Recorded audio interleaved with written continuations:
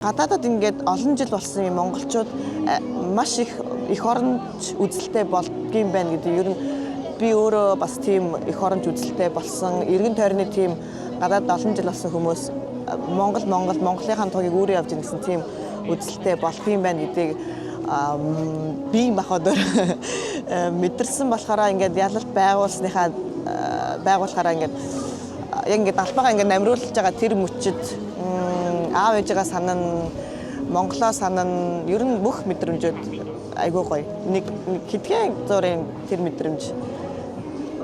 мэдрэмжийг авахын тулд маш их золиос, маш их зүйлийг зарцуулаад явж байна. Сайн мэцгаано, намайг Ондрам гэдэг. Би Улаанбаатар хотод төрж өссөн. Ээж аваасаа тавуулаа.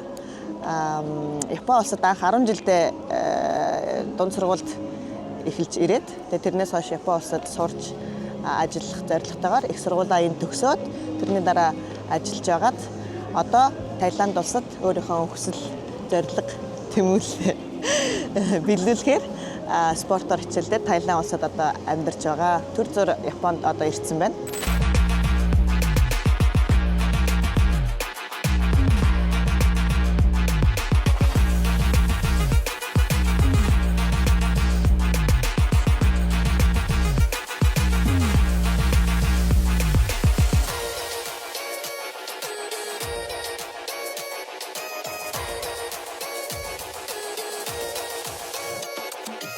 Тулааны спортоор хичээлж байгаа. Тулааны спорт дотроо хүнд төрөлтөнд ордог.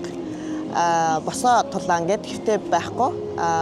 Босоо тулаан бол мутай, кикбоксинг төрлөөр хичээллээд одоо мэргэжлийн тамирчин болоод Таиланд болон Японд мэргэжлийн тэмцээнүүдэд ороод явж байгаа.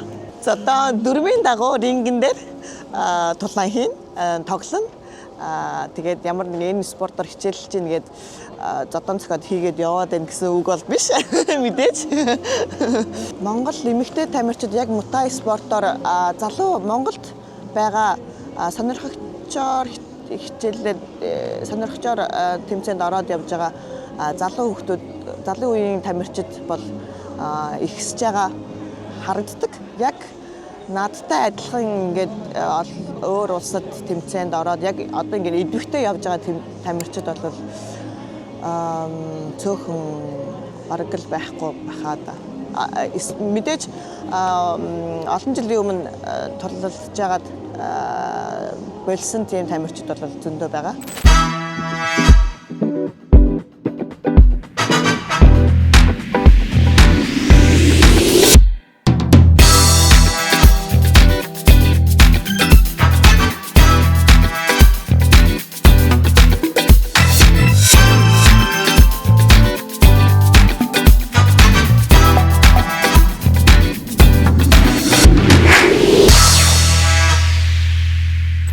Спортын яг ингээд мэргэжлийн тамирчин болоод явна гэхээр маш их золиос шаардна.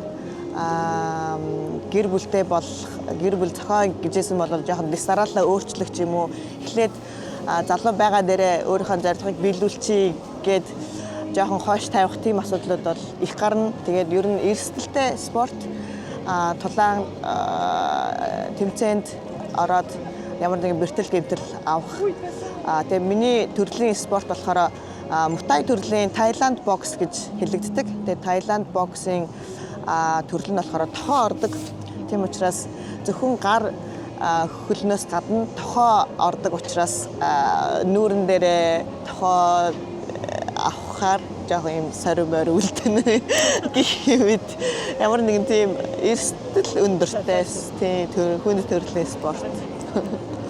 Ээж аав спортын замлыг сонгоод явахад хэн яаж хүлээж авсан бэ? Мэдээж аавын охин, ээжийн охин ямар ч эцэг их өөрийнхөө охиныг ийм хүнд төрлийн спортоор сонгоод явахад дуртай байхгүй байх гэж би бодож байна. Тэгэхээр хамгийн түрүүнд ер нь эхлээд дуртай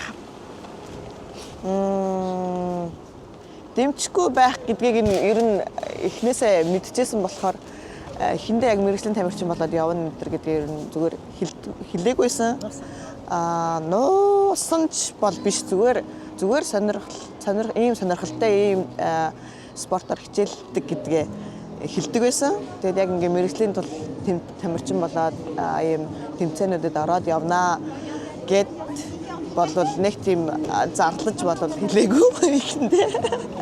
Одоо би яг кикбокс гэдэг Японд тэмцээнүүдэд ордог. Мутайгаар болохоор Таиландд тэмцээнд ордог.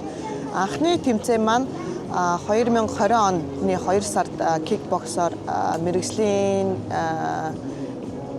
анхны тулаан яг ковид гарах тэр үедээ давхцсан тийм тэмцээн кикбоксноор Японд анх удаа тэмцээнийг хийж исэн.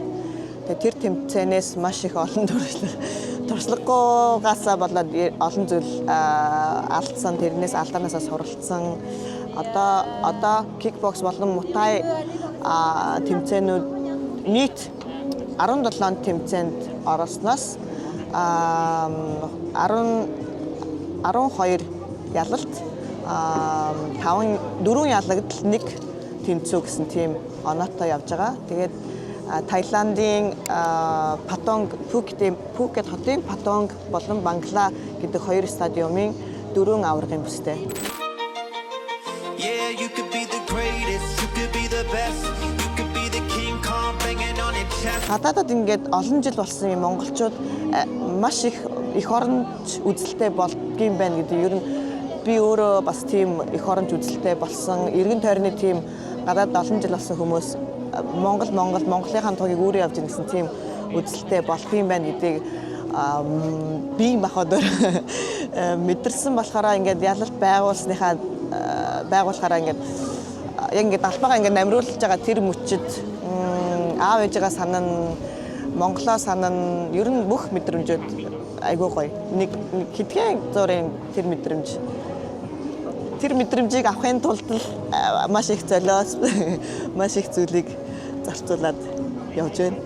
Манай ээж аав хоёулаа Японд болсон тэмцээнийг өөр юм би ирж үзсэн. Аав бас Таиландд болсон тэмцээнийг ирж үзсэн. Сэтгэл өндөртэй тэгээд зарим зүйлүүд дээр нь харж чадахгүй байсан гэсэн тийм бас сонссон, цохиулсан, цохилт авсан тиймэрхүү үе дээр нь харж чадаагүй гэсэн дараа сонссон. Тулааны спортыг Монголд одоо хөгжиж эхэлж байгаа гэж харагдаж байгаа. Гэхдээ ер нь маш бага дэмжлэгтэй байдсан байна гэж ер нь хардаг. Бусад орнууд болон бусад ийм спорттой харьцуулахад тэгээд Монгол хүмүүс маань жоохон тулааны спортыг ямар нэгэн зодон цохон хийгээд яваад байна гэсэн нэг тийм ойлголттой байдаг. Нийтлэг тийм ойлголттой байдаг. Яг спорт гэдэг талаас нь харахаасаа илүү нэг танхаа хүмүүс зодон цохон хийгээд байна гэсэн бас тийм ойлголттой хэсэг хүмүүс байдаг гэж анзаарэгдсэн. Тэгэхээр ер нь цаашдаа одоо энэ Таиланд болон Японд, Америкт болдог том холбоонуудад ингээд оролцоод явж байгаа тамирчид энэ спортыг хөгжүүлэх гээд явж байгаа тамирчид Монголд бас зөндөө байгаа учраас хөгжих маш боломжтой. Тэгээ Монгол тамирчид биний анзаарснаар болохоор маш их нэг бяртай, хортой, шартай. Тийм болохоор ийм спортыг ороод амжилт үзүүлэх өндөр гэж. Монгол гингүүд Чингис хаан гэж хамгийн түрүүнд хэлдэг. Тэгээд монгол хүмүүсүүд айгүй хүчтэй, бяртай та нар яг юу иддгийг гэж их асуулт асуудаг. Тэгээд бид нар мах иддэг. Махан дуртай ард түмэн, нүүдэлчин ард түмэн маш их тийм гоё соёлтой гэж ер нь бас Монголоо сурталчилдаг. Ер нь сэтгэл хангалуун байдаг. Тийм олон улсын ингээд тэмцээнүүдэд ороод явхад маш их тэр холбоонууд нь энэ тамирчныг Монгол улс нь яаж дэмждэг бэ гэдгийг бас айгүй харддаг юм байлээ. Тэгээд тэр нь юу вэ гэхээр монголчууд фэйсбүүкийг ашигладаг боловч Instagram гэдэг зүйлийг ер нь дэлхийд тамирчид ер нь холбоодууд дэлхийд даяар ер нь Instagram-ыг ашиглаж байгаа. Тэрийг нь их дагдаг, хэр их дагагчтай юм байна гэдгээр нь айгүй харддаг юм байлээ. Тэгээд ер нь монголчуудаасаа Instagram-ыг одоо ингээд дагаад цаашдаа ингээд тэмцээн уралдаанд ороход нь лайк дараад тэгээд тиймэрхүү дэмжлэг чинь маш том дэмжлэг болно шүү дээ угаасаа. Тэгэж яваасай гэж хүсдэг. Тэгээд энэ доор гарах Instagram-ыг маань follow хийгээд дагаад лайк дараад шеэрлээд дэмжиж яваарэ. Тэгвэл маш их баярлалаа. Спортоор хичээлснээр миний бодож байгаа сахлах баттай болгодог. Тэгээ ер нь тууштай байдалтай болгодог. Сахлах бат одоо би бэлтгэлээ ингээ хийхээр өдөр болгон 6:30-аас эхэлж гүйж 10 км гүйж эхэлдэг. Тэгэхээр тэхийн тулд 5 гэж эрт босч эхэлнэ. Хоолоо хямдаг болно. Сайн зуршилтай болгох гэх мэт ийм сахлах баттай болгодог. Тэгээд зорилгодоо хүрэхийн тулд тууштай байдал өдөр болгон бэлтгэлээ хийн. Ямар ч бороо орсон, цас орсон гүүнгсэн бол гүүн тийм тууштай байдалтай болгодог юм байна. Хүнийг ер нь маш их тийм хорт зуршлуудаас холдуулд юм байна. Арх уухгүй, тамхитдаггүй ер нь ингээд эерэг зуршлуудтай болгодог.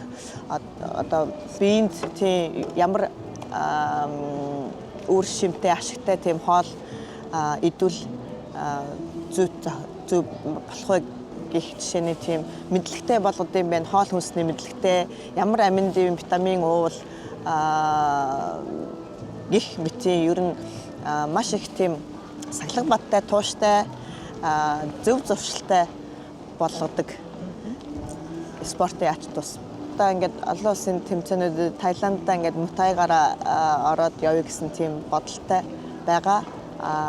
Тэр тэмцээнүүдэд Таиландын хамгийн анхны мутайгийн ордон гэж үүссэн дэлхийд хамгийн анхны Таиланд мутай боксингийн ордон гэж байдаг. Тэгээ тэр ордонд тэмцээнэ хийх мань одоо ойрын зорилго байгаа.